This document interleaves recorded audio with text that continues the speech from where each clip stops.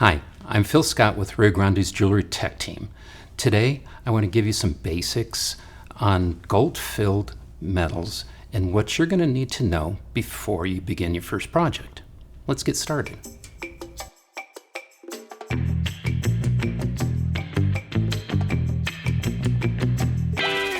Gold-filled is an excellent alternative to using solid gold. It shares the same warm yellows and rosy pinks at a fraction of the cost.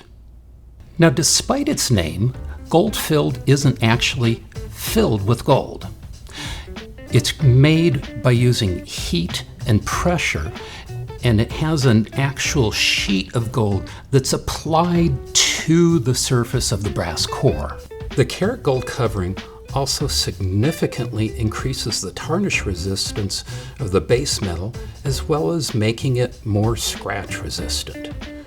This also increases the overall value of the final piece, much more so than just a plated piece.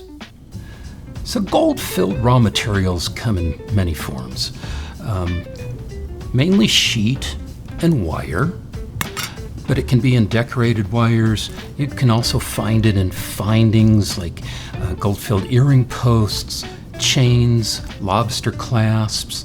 You might even find it in watches, wristwatches, pocket watches, even high-end eyeglasses. But here's a caveat: it can't be cast, and that's because gold-filled casting grain doesn't exist. Most commonly, you'll see them marked as 1220 or 1420. The first number is the carat purity of the gold used. The second number is the total weight of the core material. 1420 gold-filled material is made with 14 karat gold, and the gold represents 1/20th or 5% of the total weight of the material. In gold-filled sheet, you'll also see single clad and double clad. For single clad, the gold layer is heat bonded to only one side of the brass or base metal sheet. Double clad will have gold sheet bonded to both sides of the base metal core. The total weight is going to be the same for both single clad and double clad, where the 1/20th of the total weight is split on both sides. So once you've finished working with the piece, or even as you're working, be real careful of the surface so you don't scratch it. When you file the surface, you're going to expose that brass core. And that brass core, anywhere it's been filed or cut, can oxidize over time.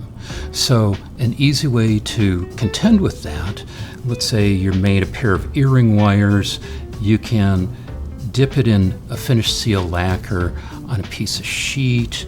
If you've stamped it, you can always put a little lacquer on it, but that's going to seal the end of that and keep it from oxidizing as quickly.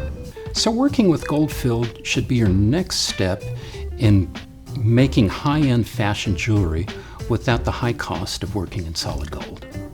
If you found value in this video, go ahead and like and subscribe. And if you have any kind of questions, feel free to contact us.